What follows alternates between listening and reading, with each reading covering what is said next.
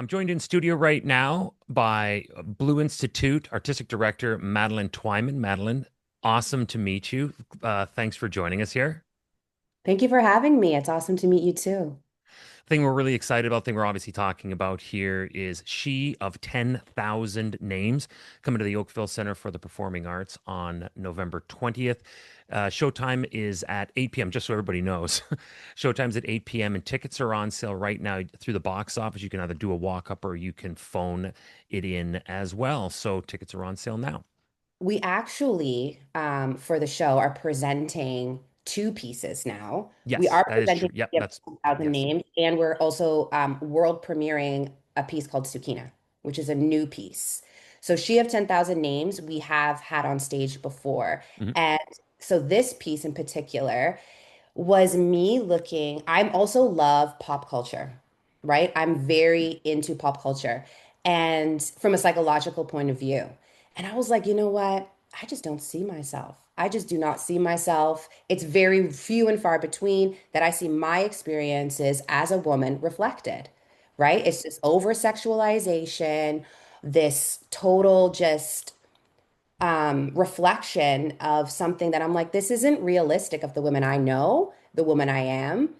And so I kind of wanted to make a piece for us, for um, women who don't feel like they're being seen. Like we have to be silent about so many things that are not just truthful, but are our everyday reality that we can't talk about, or we sweep under a rug and show this total encompassing, right? So the piece, the name, She of 10,000 Names, comes from the goddess, the divine feminine.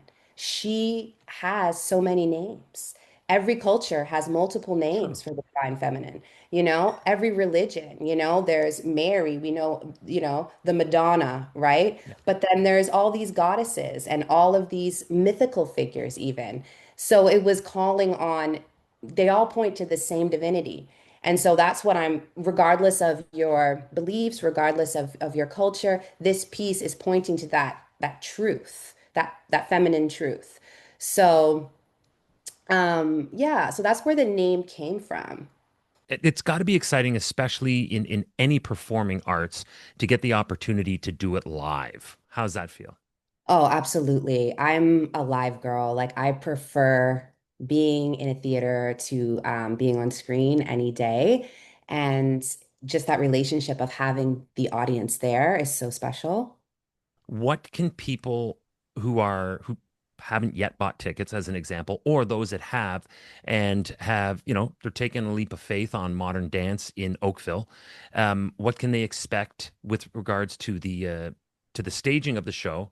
Because I've seen excerpts of it, and again, as Okay. always, your work is very physical. What can Yeah. they expect as far as an experience at your performance? And open up about both pieces. Okay. My rehearsal director always refers to the Soukena piece like a ritual. It's a really interesting piece inspired by a real person who were playing with the ideas of women and the different chapters and the different archetypes that they embody in different times of their life.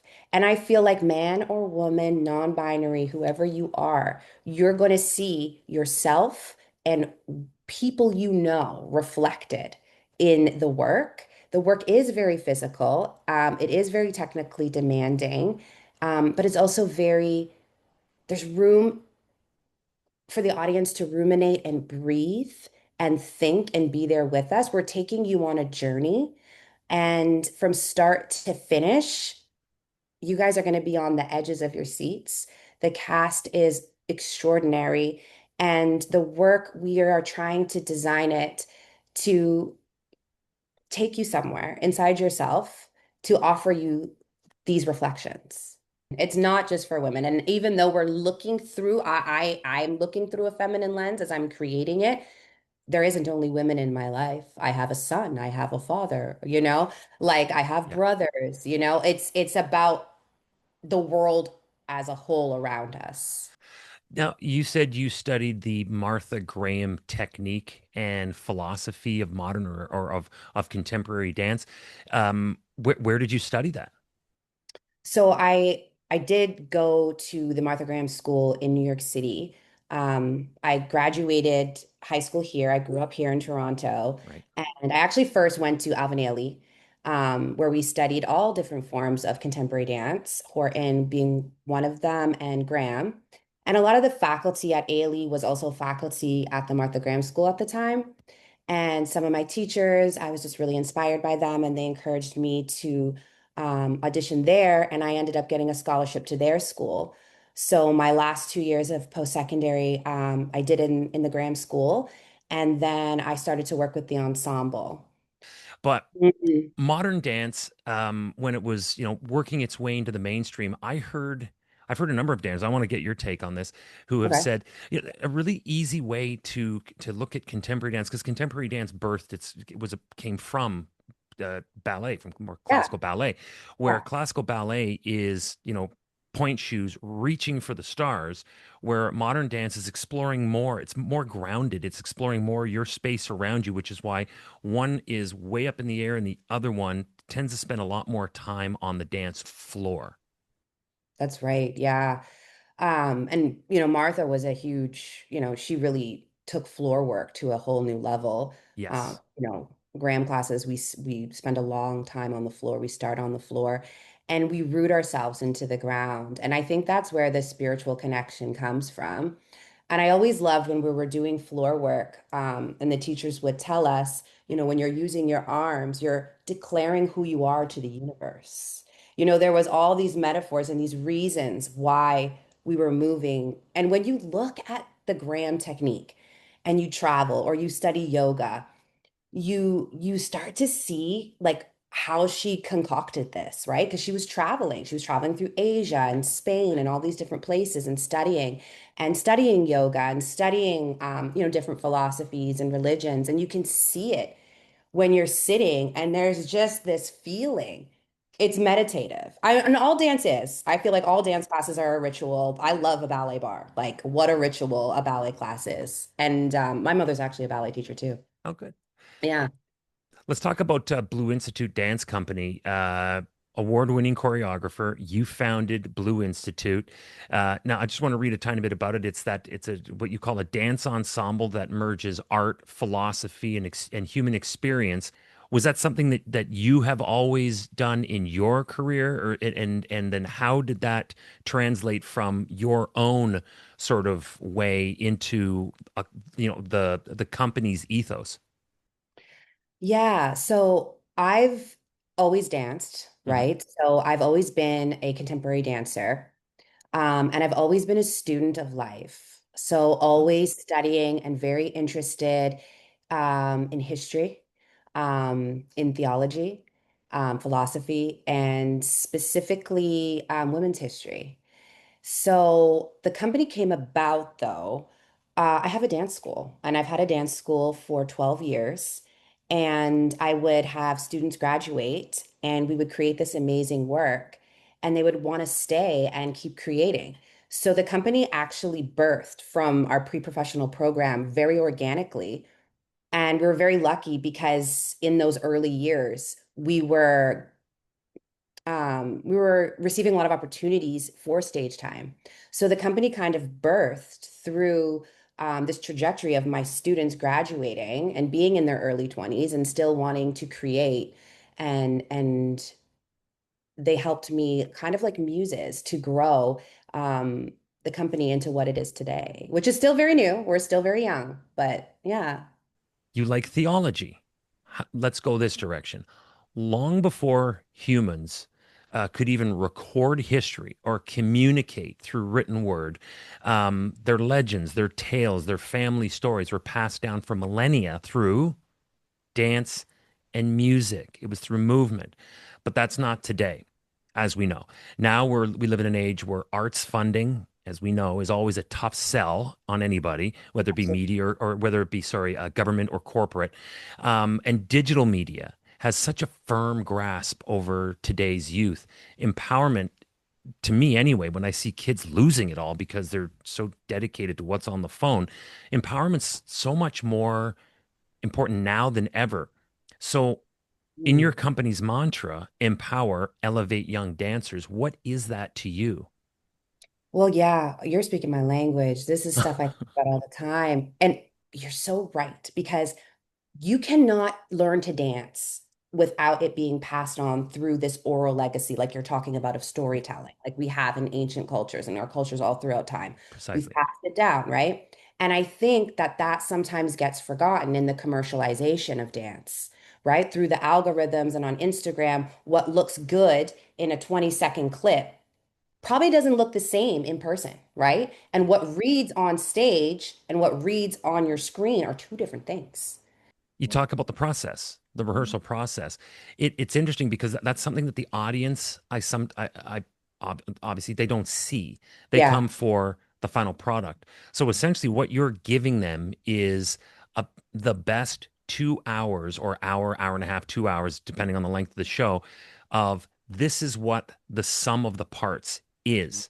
But when I speak to dancers, choreographers, artistic directors like yourselves, they have so much more to talk about when they refer back to the process because the performance is what the performance was expected to be. But what they didn't expect was everything that came along in the journey through the rehearsal process.